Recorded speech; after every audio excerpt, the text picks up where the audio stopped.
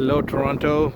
It's December 15th, and it's a very cold day, and the first official snowstorm. Wow. Well, I was waiting for this big day, and you can see the damage that has done.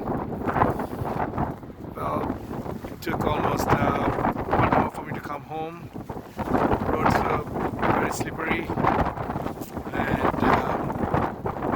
guys, whoever is coming home, drive safely, do not speed, and make sure that you give enough space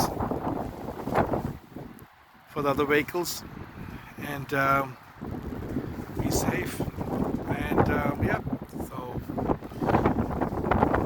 just wanted to show you.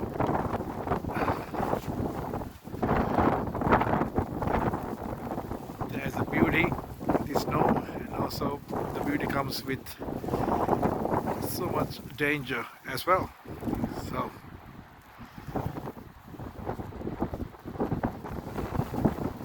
just like that car, go slowly, you'll be safe.